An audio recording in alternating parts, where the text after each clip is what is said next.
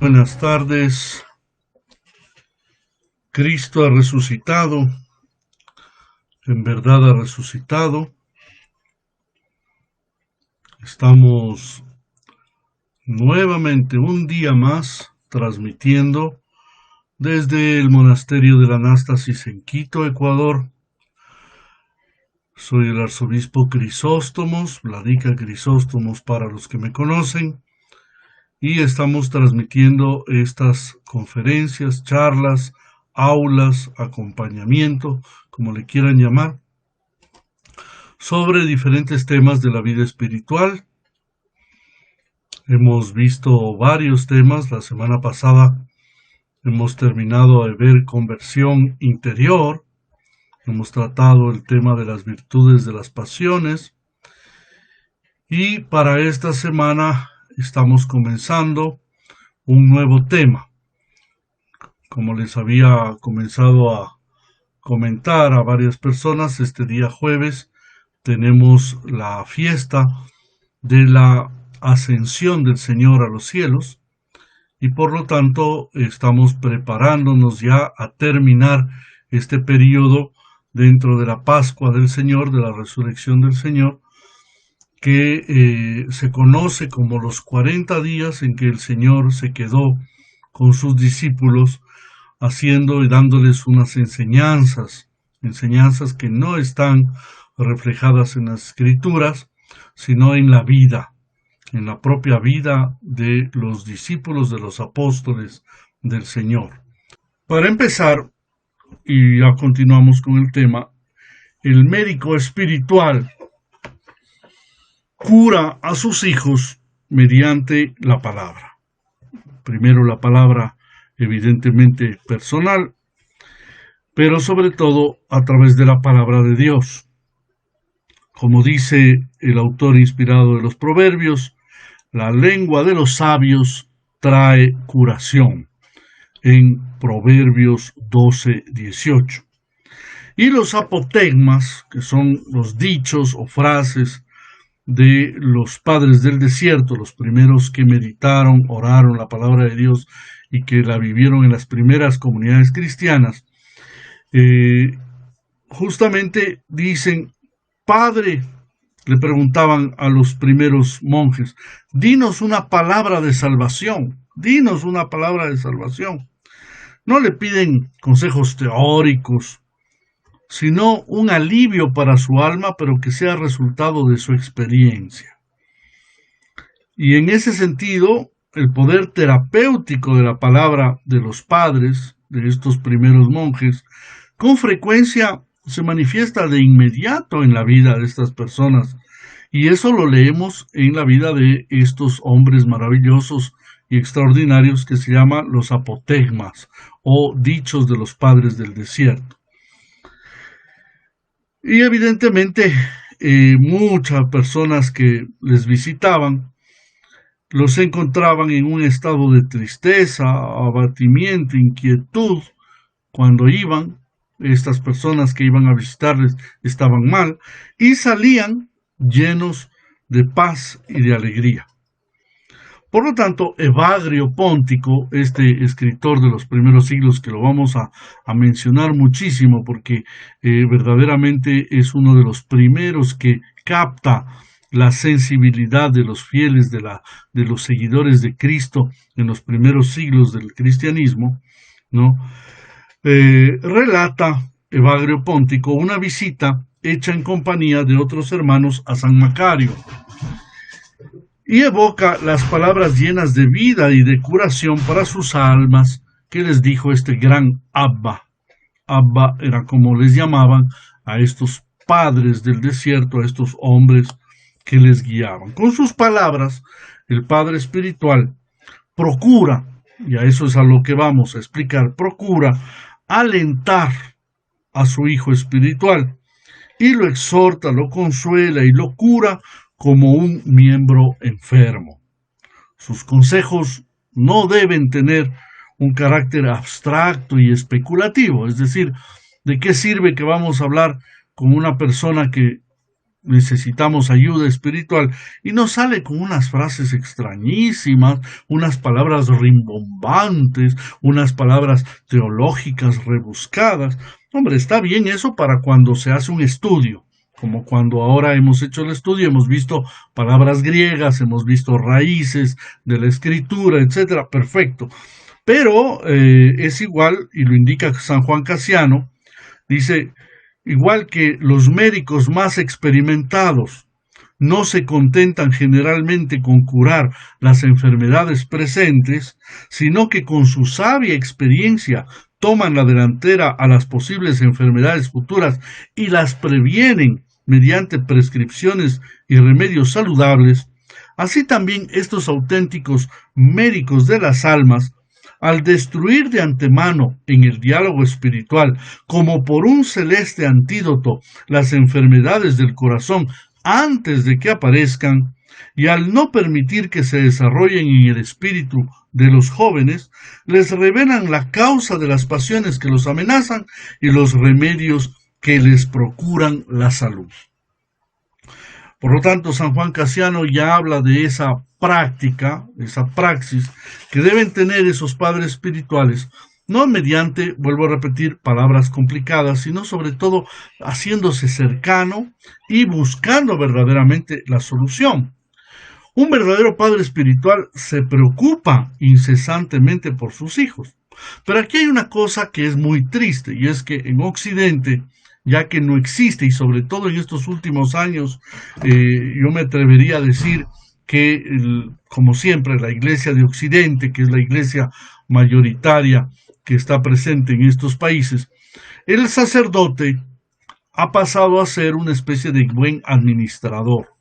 ¿No? Está bien preocupado de la parroquia, de que funcione la catequesis, de que hayan los programas de no sé qué, el servicio social de no sé cuánto, bla, bla, bla, bla, bla. Hay muchas cosas. Pero muchas veces desconoce totalmente a sus fieles.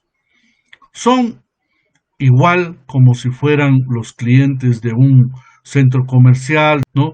Que llegan ahí, agarran lo que quieren, es decir, de lo que escuchan hacen caso, solo lo que les da la gana, agarran lo que quieren, se van. Dejan una limosna que creen que es el pago, es decir, lo hacen como una especie de yo te ayudo y tal, y punto. Y eso es muy triste porque no es nunca la idea original que la Iglesia dejó, que Jesucristo dejó. Porque muchísima gente recurre a nosotros en general y viene y dice, Padre, Vladica, ore por mí, pida por mí. Es gracioso, hay algunas personas que vienen y que piden oración en particular, ¿no? Y sacan una especie de lista, ¿no? Con nombres, apellidos, situaciones, circunstancias, etcétera. Y es porque alguien les ha dicho, y eso viene de esa locura que existe hoy en día, que se llama la famosa programación neurolingüística.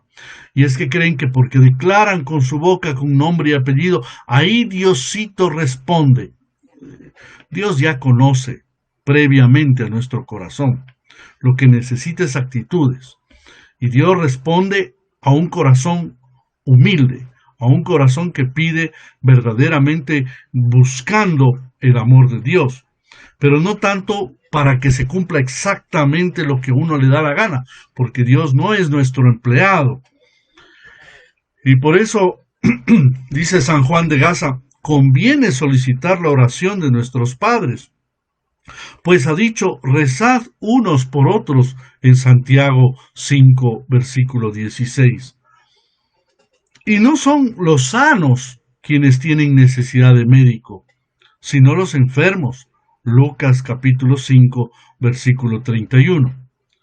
Y por eso para pedir oración, di esto, dice, Abba, estoy mal, te lo ruego, reza por mí, tú sabes cuánto necesito la misericordia de Dios. Una de las razones de esta petición es que la plegaria del justo, que es el Padre espiritual, posee una gran eficacia. Y aquí viene mi pregunta. Si nosotros recurrimos a un guía, a una persona un poco más experimentada en la vida espiritual, se supone que es porque creemos que esa persona verdaderamente tiene capacidad de acceder a la escucha de Dios. Y evidentemente esta persona sabe que su súplica será eficaz delante de Dios. Si no, ¿para qué recurrimos a Él? Si nosotros ya dudamos. Pero asimismo, como creemos que vamos a pedir y vamos a suplicar de Él una ayuda, del otro lado, también nosotros debemos radicalmente escuchar lo que Él nos diga y someternos a lo que Él nos corrija. Por lo tanto, el Padre Espiritual tiene derecho sobre aquellos que le buscan a corregir y a decir. Yo ya lo decía ayer, es muy triste, pero a la gente no le gusta escuchar correcciones, no le gusta que le digamos, mira, yo te veo muy soberbio, yo te veo muy seguro de ti mismo, yo te veo que muchas veces no das el tiempo necesario a Dios, no sacrificas para Dios nada, simple y sencillamente pides y pides y pides. Entonces, cuando uno reclama de glotonería, hay personas que se alejan, ¿no? Y eso me entristece. Y en ese sentido es algo muy importante que nos demos cuenta que es parte de la gracia de Dios y de la ayuda de Dios que se nos corrija y que se nos diga claramente las cosas que a veces no nos gustan escuchar y no nos van a gustar. Eso tengámoslo claro. Y por lo tanto, esta fuerza carismática que tiene el Padre Espiritual no es otra cosa que la acción de la gracia divina a través de él, indudablemente. Y así fue desde los primeros siglos. Ahora, hay la posibilidad que esta persona, este siervo de Dios, sea pecador y que, ciertamente, ciertamente. Pero aquella frase que repiten muchos hoy en día, ¿qué voy a hacer yo yéndome a confesar a otro hombre? Claro, evidentemente otro hombre puede ser igual o peor de pecador que tú, pero tiene la gracia de la ordenación sacerdotal, la gracia de verdaderamente poder ayudarte porque Dios lo ha escogido, porque está al servicio de Dios y actúa y habla según lo que Dios también le inspira.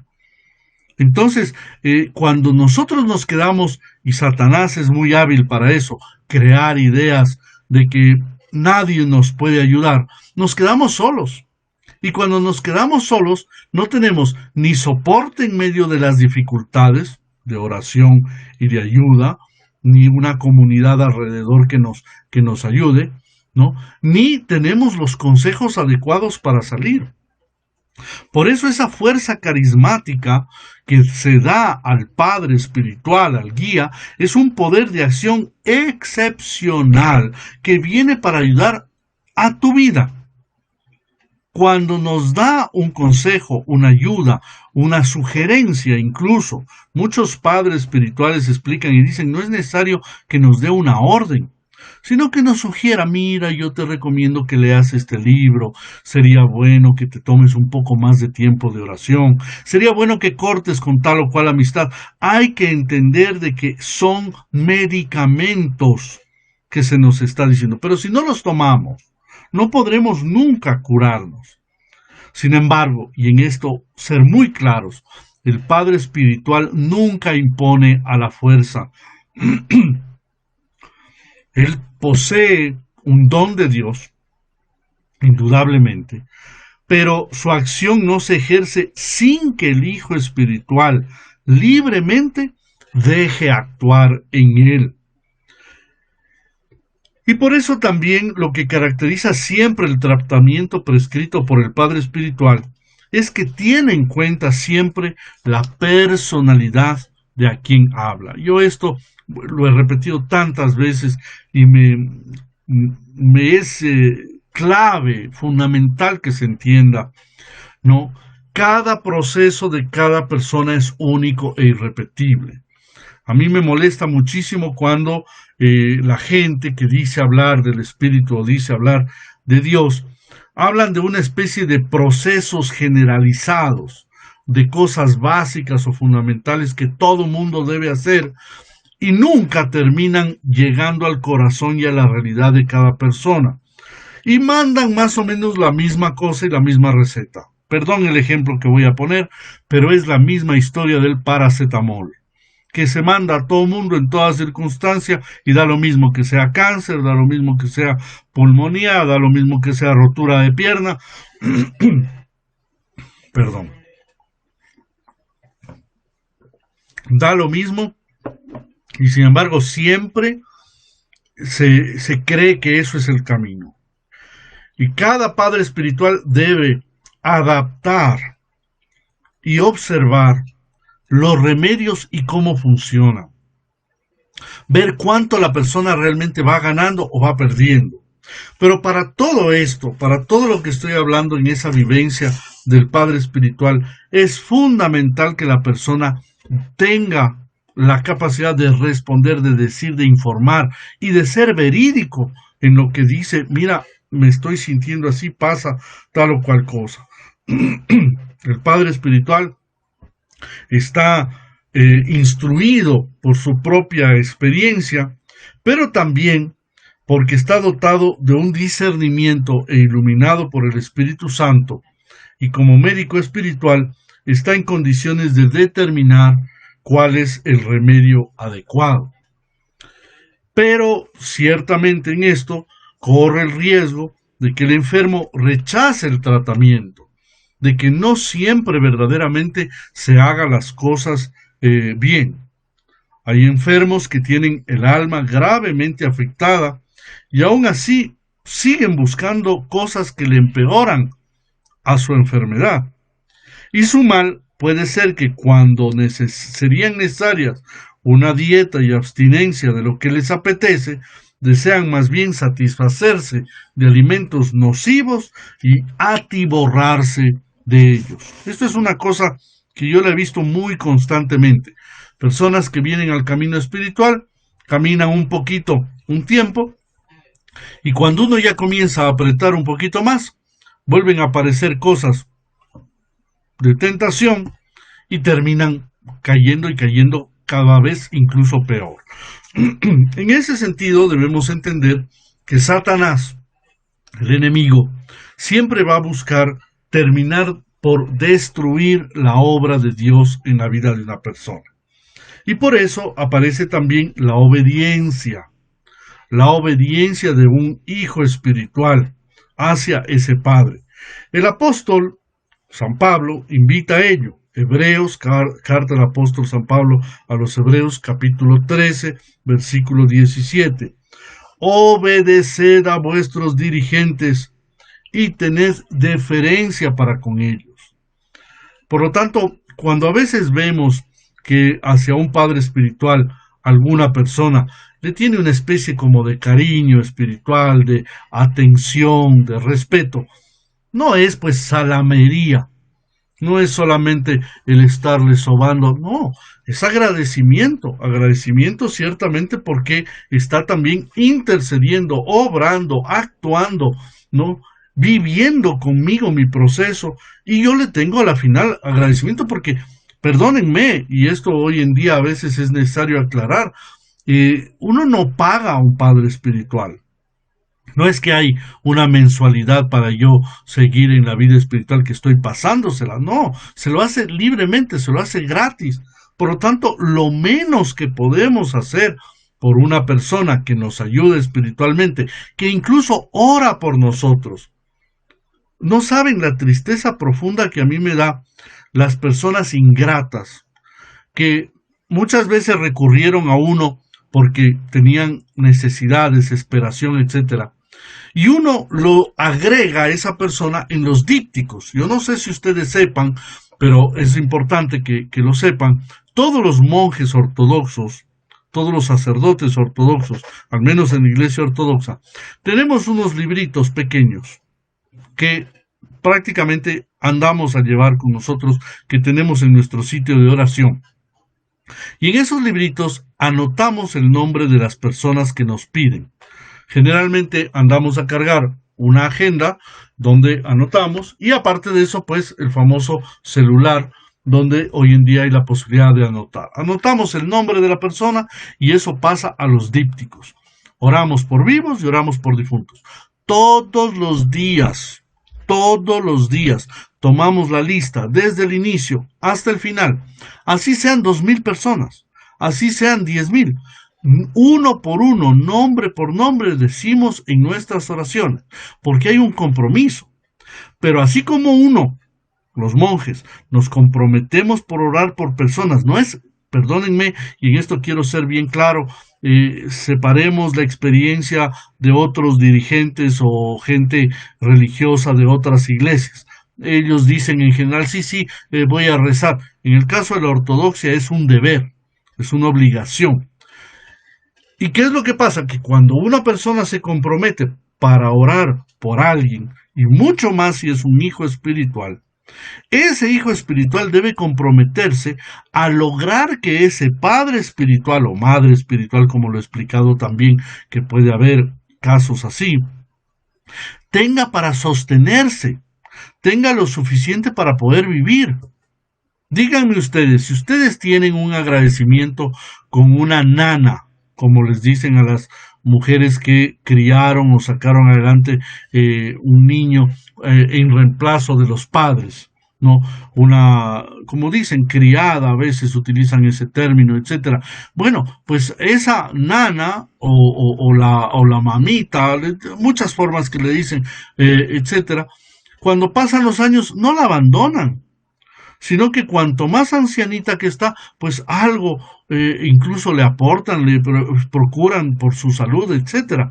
Lo mismo es la relación con un padre, un guía espiritual. Debe ser alguien tan cercano que primero está en los momentos más importantes de la vida, obviamente, ¿no? O acompaña o ora, no siempre es que va a estar ahí presente, pero esa persona sabe absolutamente todo de nosotros, absolutamente todo, ora absolutamente por todo y está todos los días presente en nuestra vida. Y por lo tanto, nosotros debemos, de alguna manera, buscar que esa persona también esté bien, humanamente, físicamente, espiritualmente, como agradecimiento.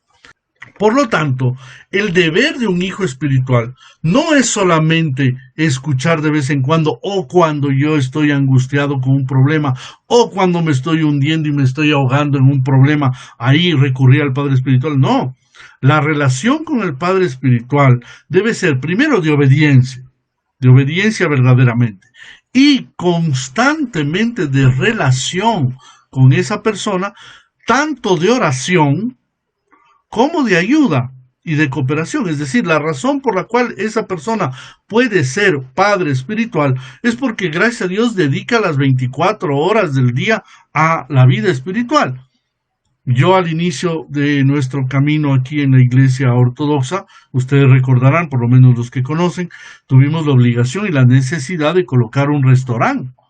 Y al inicio éramos unos monjes que atendíamos las mesas. Y la gente creía que eran disfrazados, claro, pero inmediatamente vieron que no, son más allá que disfrazados. Su actitud, su conocimiento, su generosidad, su bondad es otra cosa, ¿no? Y ya comenzaron, son sacerdotes, son de la iglesia ortodoxa. ¿Y por qué tienen un restaurante? Porque necesitamos vivir. Y las situaciones fueron cambiando. Yo era el experto en preparar cafés. Y graciosamente eso nos daba para vivir, es decir, fue hasta que llegó la situación de mi episcopado, en que yo fui consagrado obispo en Kiev, en Ucrania, y evidentemente ya la situación cambió y ya no podíamos atender realmente un restaurante, hubo que dejar eso, pero yo pasé a dar clases en una universidad. Pero ser profesor en una universidad tiene una cantidad de horarios, de preparación de las conferencias, de las charlas que se daba. Yo daba historia del arte y otras materias dentro de los títulos o de las cosas que yo he estudiado también. Y evidentemente eso me permitía ganar un sueldo. Saben muy bien los que son profesores que tampoco es un sueldo maravilloso. Pero no me permitía atender a las almas. No me permitía. Y desde ahí tuve que definitivamente dejar la academia, dejar la universidad. ¿Para qué? Para dedicarme solo y exclusivamente a la ayuda de las almas. Pero la pregunta es, Esas almas del otro lado saben el esfuerzo, el sacrificio y las situaciones también que se dan en la vida espiritual. A veces no. Hay que precisar que esa obediencia de la cual estamos hablando debe ser total y excluye que uno contradiga o juzgue al Padre espiritual en nada. Si uno escoge a un Padre espiritual, no está para juzgarle ni para... ¿Por qué? Porque Satanás se vale de eso. Se vale de eso para que la persona no crezca. E implica que uno se encomiende a esa persona con total confianza en todo. En todo. Satanás es muy hábil y le gusta comenzar a mostrar a las personas ideas, lo que ya hemos hablado muchas veces, que estos logismoi, que son una serie de cosas que se plantean como tentaciones en la cabeza. ¿Para qué? Para que uno se quede sin nadie, para que uno no tenga quien le guíe. Y esto sucede muy frecuentemente en la vida espiritual. Enseguida uno comienza a ver los peros de todo y de todos. Por lo tanto, hemos terminado en esta parte la explicación que había comenzado el día de ayer. La charla se llama Lucha efectiva ante la tentación y hemos comenzado con el primer punto para esa lucha efectiva. Y es que toda persona que quiera un camino espiritual necesita un padre espiritual. Ese padre espiritual puede ser cerca, puede ser lejos, puede ser que se comunique por WhatsApp. Me lo preguntaba una persona ayer, me dice, ¿usted también tiene padre espiritual? Tengo padre espiritual, obviamente en mi caso particularmente es un metropolita, es un arzobispo metropolita en Grecia. Y yo me comunico a través de, evidentemente, sea el internet o sea el WhatsApp, aunque él utiliza otro sistema de allá, Viber, que se utiliza allá en Europa. Y ese padre espiritual debe ser verdaderamente un guía, pero un guía que sea terapeuta, que las cosas que te diga verdaderamente te cambien el alma, para lo cual debes sacar tiempo. No puede ser que tú no veas a tu padre espiritual por lo menos cada 15 días o que tengas un contacto con él cada 15 días y que siempre sigas una normativa de vida espiritual que él te haya colocado. En ese sentido, vamos a la continuación para esta lucha efectiva contra la tentación. Y es que vamos en el marco de esa relación espiritual, de hijo espiritual con un padre, de esta terapéutica espiritual, va a darse lugar a algo muy importante, que es la manifestación de los pensamientos, ¿no? Que en definitiva se llama exaguresis en griego, que significa el saber expresar, manifestar, decir, revelar las cosas que llevamos dentro. Y esta práctica es equiparada a la confesión, no es la confesión. La confesión es cuando nosotros vamos ante Dios primero, en la iglesia generalmente, frente a un ícono de Jesucristo, y ahí ante Dios declaramos teniendo al sacerdote como testigo cualificado, el cual en nombre de la comunidad y de la iglesia escucha que esa persona está declarándose pecador. No es un investigador. En la iglesia ortodoxa la función del confesor o del sacerdote que administra la confesión bajo ningún aspecto es un investigador. Eso es en otros lados, ¿no? Donde averiguan y preguntan dónde, cuándo, cómo, con quién, veces, etcétera. No. En la iglesia ortodoxa no existe eso. En la confesión se declara que uno es pecador y si considera que el que es testigo puede y debe a su misma vez saber y conocer mi vida y mis situaciones de pecado, entonces comienza a decir tal pecado, tal otro, y más o menos las circunstancias que lo agraven o que lo vuelvan, llamémoslo así, menos terrible. Ahora, no existe en la Iglesia ortodoxa pecado mortal o pecado venial. No hay eso. Eso es un invento que no está en la Escritura, que no está en ningún lado, ¿no? Que lo tienen en la Iglesia occidental. Y para nosotros pecado es pecado. Sea grande, sea chiquito, es pecado. Pecado es pecado. Se acabó. Pero en el momento en que uno lo declara, evidentemente puede colocar y explicar los agraviantes, las cosas que complican eso, porque no es lo mismo que haya sucedido tal cosa en tal lugar que haya sucedido en otro lugar. Hay cosas así. Volviendo a esto, la confesión es verdaderamente un santo misterio. Como ustedes saben, nosotros llamamos confesión y llamamos santo misterio a los sacramentos. Acá en Occidente están acostumbrados a la forma romana de llamar sacramentos. Y por lo tanto, la confesión es un sacramento, mientras que la manifestación de los pensamientos no es un sacramento. Por lo tanto, es algo que no está usted obligado. Pero si usted va a un padre espiritual, debe explicar ya mucho más a fondo, fuera de confesión, fuera de confesión. Ahora, esa persona debe guardar y guarda algo que es lo mínimo, que es igual o comparable a lo que se llama secreto profesional. Los psicólogos tienen que guardar también la reserva de lo que escuchan, etcétera, etcétera, ¿no? Entonces, es importante que esa persona pueda decir, sacar absolutamente todo, y ese hecho de, de que trate de manifestar unos pensamientos podría sugerir una especie de vinculación, al menos parcial, de esta práctica como el psicoanálisis. O sea que entonces si yo voy a hablar con un padre espiritual, ya es una especie de terapia de psicoanálisis. Hombre, en el sentido propio de la palabra, es decir, psicoanálisis, como lo plantea la doctrina psicológica, no. Pero sí es evidentemente una ayuda. Y yo me atrevo a decir que el mundo de hoy está necesitando tantos psicólogos y psiquiatras en razón de que no hay padres espirituales, que no hay guías, que no hay, sobre todo, obediencia espiritual.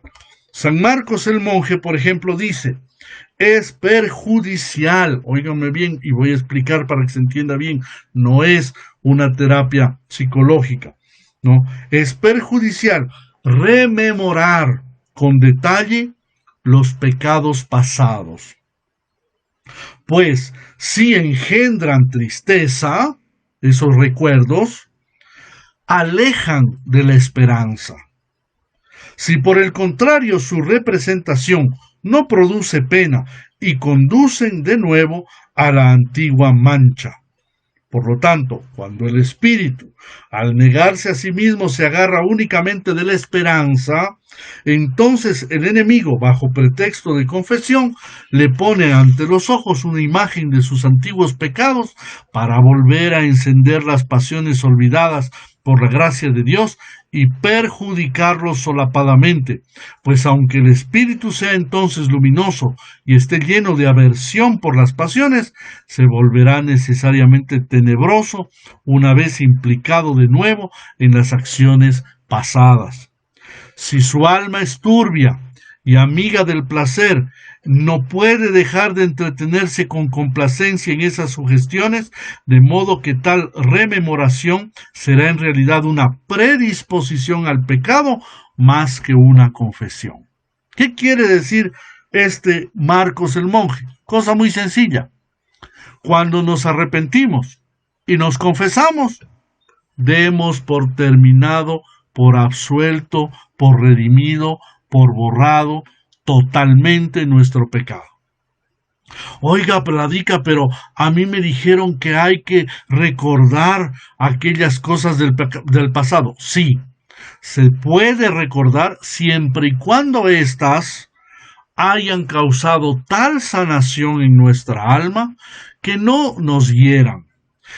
Pero, y voy a poner un ejemplo para que se entienda, ¿qué sucede cuando alguien en la vida matrimonial ha cometido el error de una infidelidad? ¿Qué pasa cuando la mujer, particularmente sucede muchas veces eso, puede ser al revés, puede ser el hombre, etcétera, pero le comienzan a sacar una vez, dos veces, tres veces, 6 veces, 40 veces el mismo pecado? Y viven todo el día, como decimos vulgarmente, en pindingas. Ay, ¿a dónde se está yendo? Suena el teléfono. ¿Quién te llamó? Deja ver. ¿Qué es? ¿Qué pasa? Es decir, se perdió la confianza. Y cuando se pierde la confianza en una pareja, indudablemente ya la relación comienza a resquebrajarse. Lo mismo es en nuestra relación con Dios. Dios te perdona, sal del pecado. No vuelvas a él. Ahora, si voy a la confesión o a la guía espiritual, a la paternidad espiritual, y ese padre espiritual vuelve a sacarme y vuelve a sacarme, no es sano, no es sano. Demos por terminado. Y a esto también hay que entender que hay muchas personas que tristemente caen en el pecado contra el Espíritu Santo. Ese es el pecado contra el Espíritu Santo, que comienzan a pensar, ¿será que Dios me ha perdonado? ¿Será que estoy en paz? ¿No será que Diosito me castiga por las cosas que hice antes? Eso es negar el perdón que ya Jesucristo consiguió para ti y ya te lo dio. Vienen y nos dicen nuestros amigos protestantes, acéptalo a Jesucristo y eres salvo, ya lo tienes al Señor, declara con tu boca, acepta su perdón. Perfecto. ¿Cómo yo sé? ¿Tú tienes el número celular de Jesús para que directamente te asegure que ya te perdonaron? No, no lo tengo. ¿Cómo entonces yo sé? A través de la vida de oración y a través de haberlo hecho a través de la iglesia. Para eso es que hay un testigo cualificado. No es quien te perdona, el cura no es el que perdona, es Jesucristo el único que perdona. Pero lo haces a través de la iglesia, a través de un gesto, a través de un acto, a través de una búsqueda, como les estoy explicando, de decir, de sacar la verdad, de lograr mostrar nuestro error, nuestra situación. Y una vez que Jesucristo entra en tu alma y comienza a ser trabajada tu alma por un Padre espiritual que verdaderamente te ayuda, te vas sintiendo cada vez mejor, no para volver al pecado, sino para no volver a caer en él.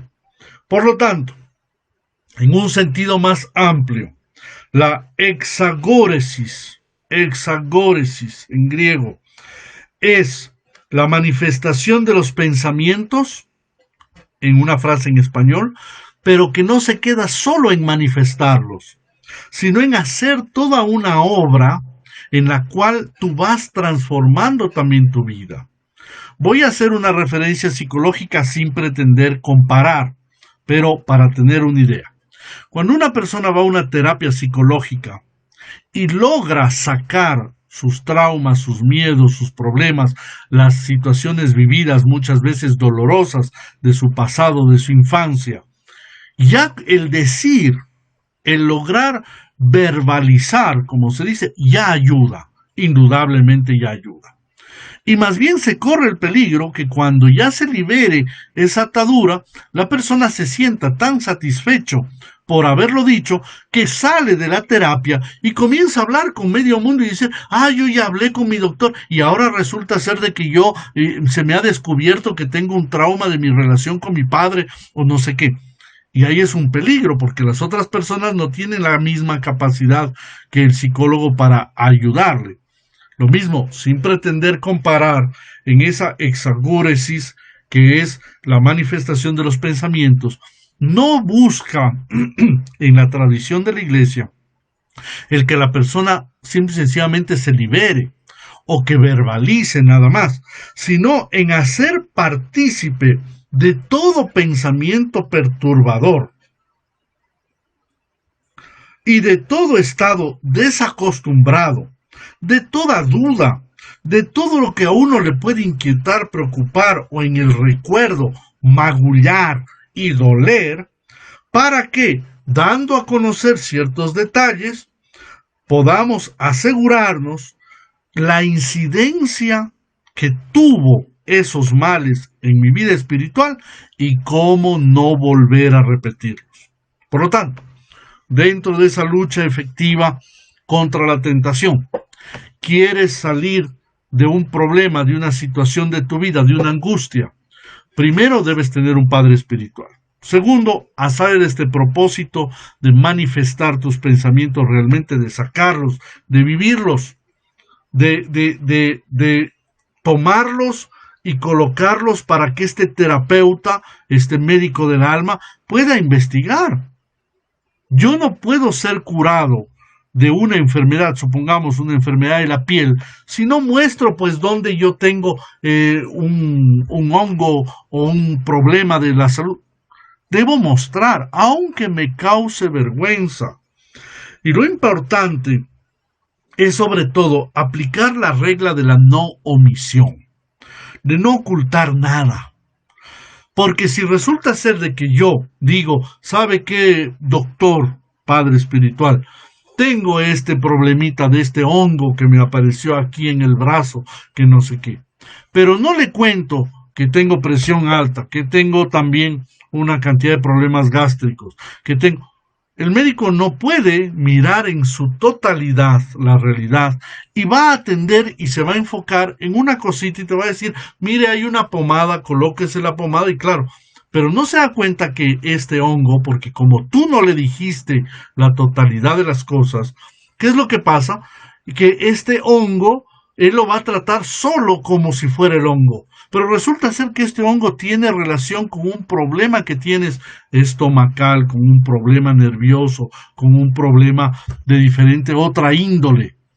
Y no se va a terminar de curar nunca, porque está curando algo que no está completamente definido cuál es el mal. Por lo tanto, hay que esforzarse en la vida espiritual por no olvidar, por no eludir, por no deformar y por no disfrazar nada. Hablar con absoluta libertad, sin vergüenza, sin temor, como a Dios, como hablar con Dios. Esto es un gran camino de la vida espiritual. Por lo tanto, ¿quieres tener una lucha efectiva en contra de la tentación? Comienza con un padre espiritual. Sigue, segundo paso, por hablar y decir todo, manifestando los propios pensamientos, venciendo las resistencias interiores, sobre todo el orgullo y la vanidad.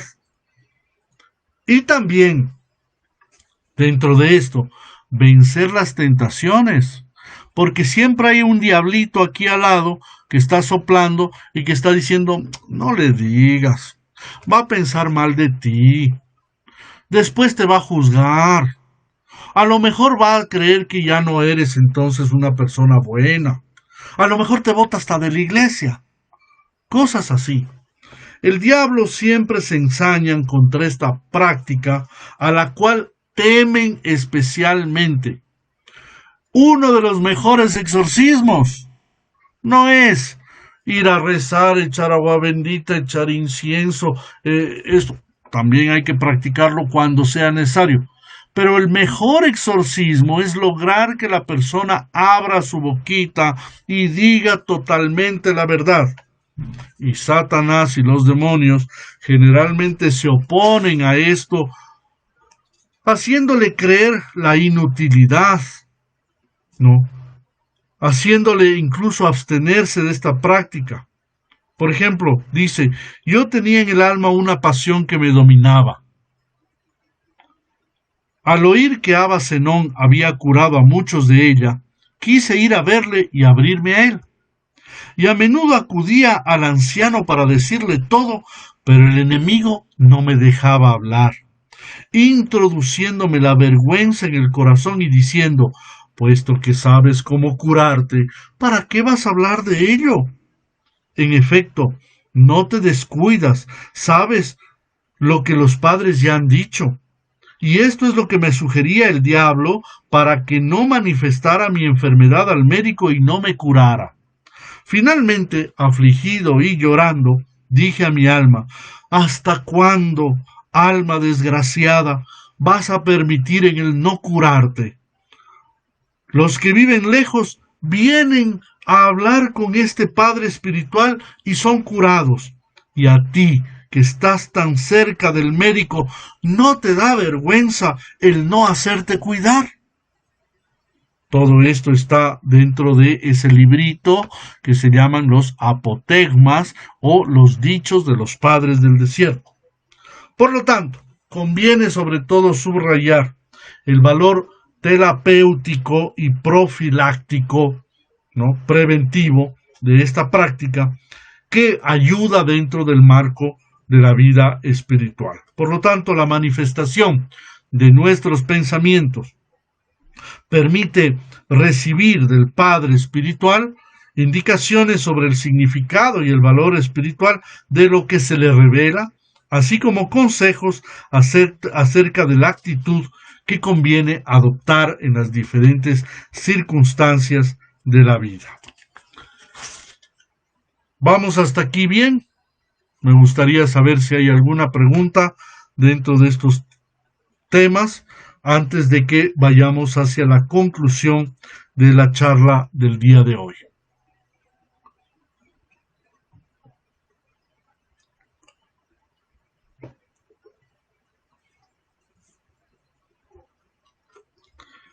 Continúo dentro de eso que estoy explicando.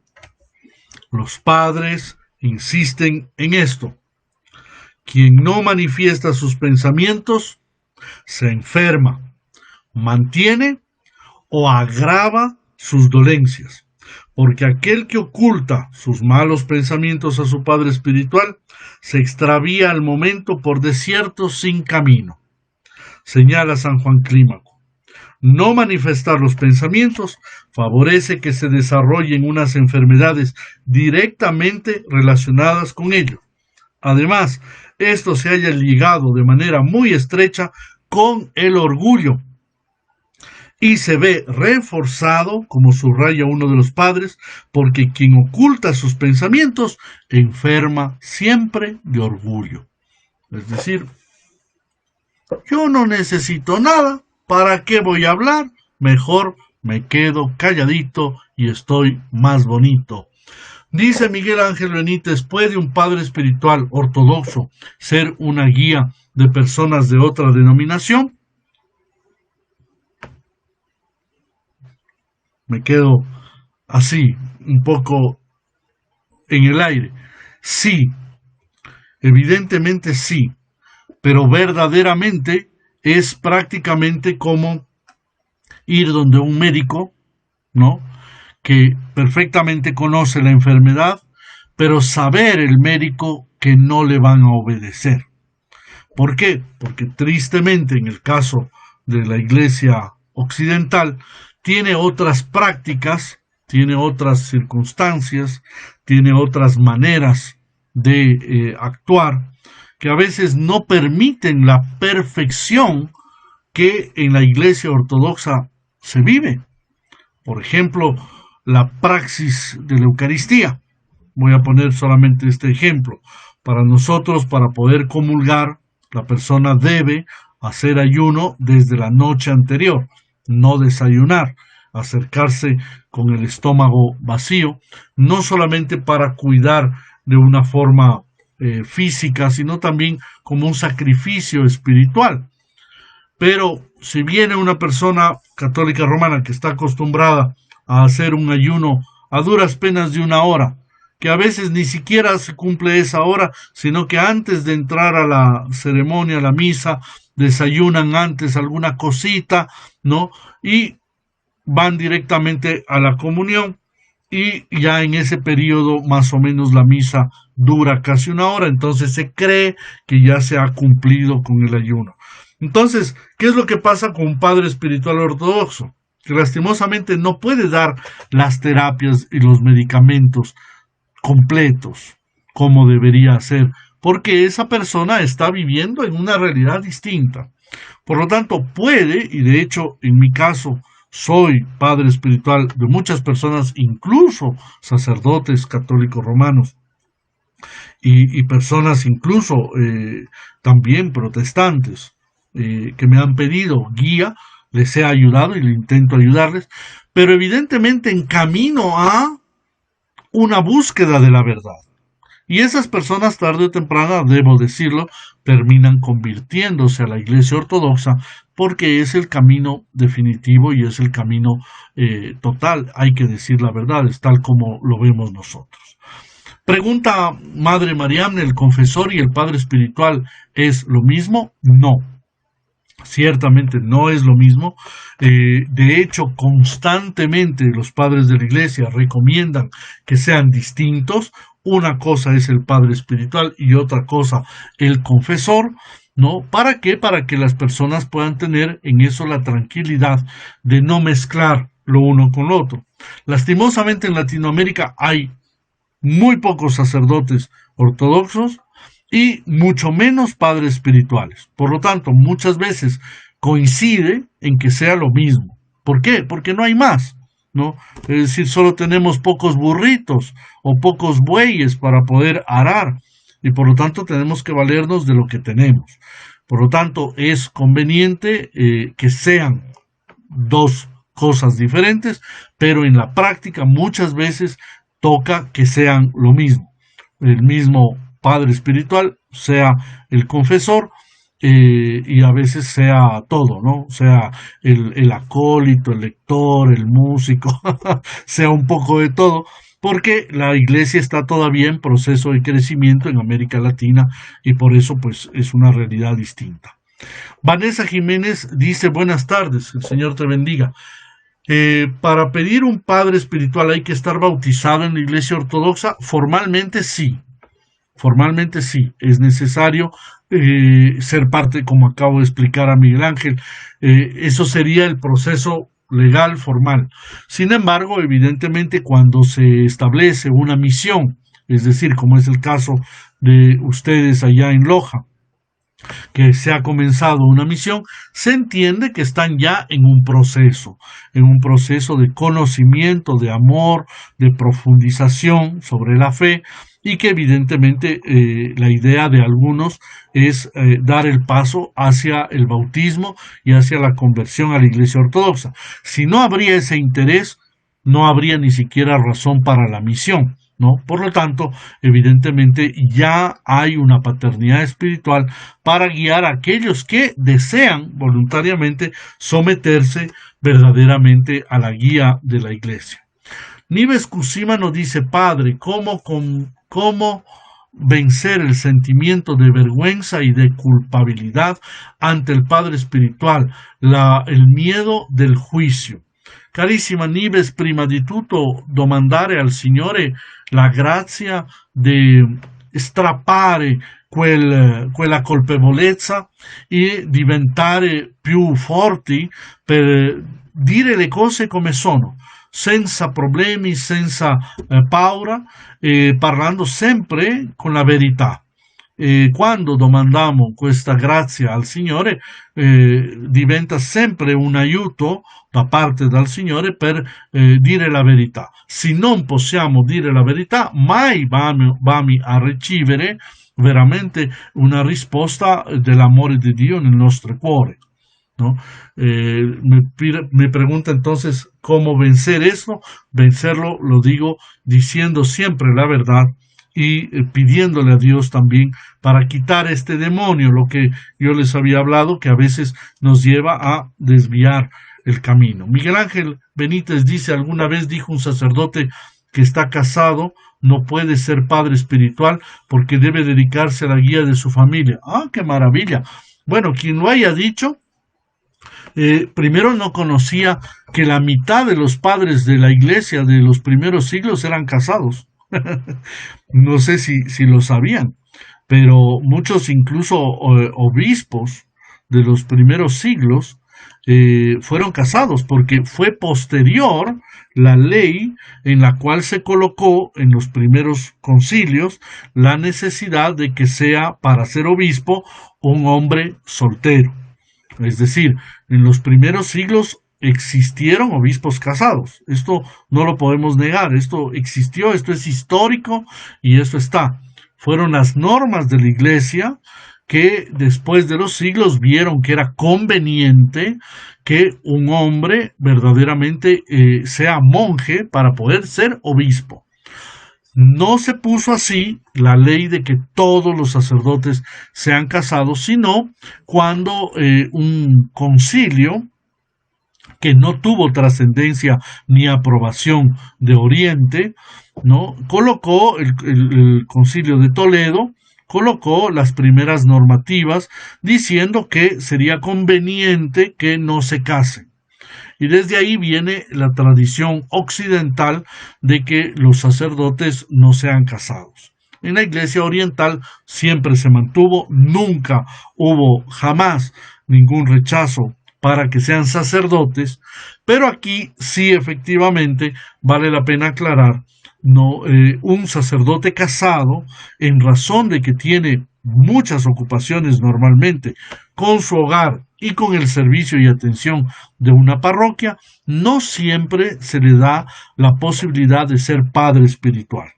Padre espiritual solamente y generalmente monjes, y generalmente dentro de estos monjes personas que están muy caminando en la vida espiritual, de hecho que tengan un permiso especial de un obispo o de su guéronda, de su padre espiritual a su vez, para poder hacerlo. Por lo tanto, no hay muchos, ni han habido muchos sacerdotes casados que sean guías espirituales. ¿No? Han habido excepciones y hay casos extraordinarios que les invito a leer la vida de San Juan de Kronstadt, ¿no? Un sacerdote ruso ortodoxo, casado, que Dios no le dio la posibilidad de tener hijos, y con su esposa los dos se santificaron y llevaron una vida mística extraordinaria juntos, de marido y mujer, bellísima, bellísima, bellísima. Por lo tanto, sería muy interesante que lean la vida de San Juan de Kronstadt. Él escribió una obra extraordinaria que se llama Mi vida en Cristo. Es una obra que, por cierto, tiene casi 20 volúmenes, pero han reducido algunas editoriales tomando pasajes los más que podrían ser simpáticos, llamémoslo así, pero su obra, Mi vida en Cristo, es una obra extraordinaria de vida espiritual. Entonces uno se preguntaría, ¿cómo es posible que un sacerdote casado? Es que yo no entiendo por qué es que hay tanta fobia contra el sacerdote casado si es igual un hombre que igual lucha, que igual tiene un camino de vida espiritual y de amor a Dios, ¿no? Pero, claro, sus responsabilidades no le permiten muchas veces, porque un sacerdote casado casi siempre debe tener un trabajo civil. Entonces, supongamos que fuera un ingeniero, tiene obras, tiene trabajos durante la semana. Además de esto, tiene su esposa, sus hijos. Además de esto, tiene que sacar adelante una parroquia, un servicio que obviamente también debe organizar. No le permite realmente el poder ser guía espiritual. Los monjes que viven y vivimos, aunque podamos ser obispos, ¿no? Llevamos una vida de mayor tranquilidad. Por eso cuando ahora nos preguntan ante la situación de la pandemia, ustedes deben estar volviéndose locos. Estamos encantados, encantados, porque es nuestra vida es una vida de clausura, es una vida de, llamémoslo así, de encierro, porque dedicamos el tiempo a la lectura, a orar, más bien le damos gracias a Dios. Pero claro, ahora en este tiempo hay personas que están un poco más desocupadas y aprovechan para llamarnos, pedirnos un consejo, y estamos encantados de también atenderles y de poderles servir. Pero si no fuera por la situación particular que estamos llevando actualmente, como monjes, esa sería la vida que siempre llevamos. Así como actualmente, como la de la pandemia. Así es la vida que llevamos siempre nosotros, ¿no? Constantemente. Más bien al contrario, tristemente, el sacerdote casado debe, el sacerdote que ha estado casado y que es casado, debe trabajar para sus hijos y para su familia. Por lo tanto, es muy difícil que pueda guiar, aunque probablemente puede ser que sea un hombre muy bueno, muy santo, y el discernimiento del obispo le permitirá, bueno, puedes dar guía espiritual a tal persona, a tal otra. Hay casos que sí se puede dar. Francesco Scopese, credo si dice così. Buenas noches, padre. Io vorrei diventare sacerdote, ma così difficile nella Chiesa. Se non si hanno contatti con dei preti è impossibile. Saluti. Bene, anche se siamo lontani, possiamo sempre aiutare, eh? È così la realtà. Oggi, grazie alla globalizzazione, è possibile tutto. Grazie a Dio. ¿No? Bien, un saludo cariñoso para todos. Hemos terminado prácticamente hoy este tema. Vamos a continuar un poco más dentro de ese combate a las pasiones y a los pensamientos, ¿no? Mañana vamos a comenzar a tratar el tema de cómo combatir a los pensamientos y a las ideas y a las cosas que nos vienen a la cabeza y cómo existe ese mecanismo de la tentación. Explicar, porque es importante entender a nuestro enemigo, ¿no? Y nuestro enemigo que somos nosotros mismos, el diablo y el mundo.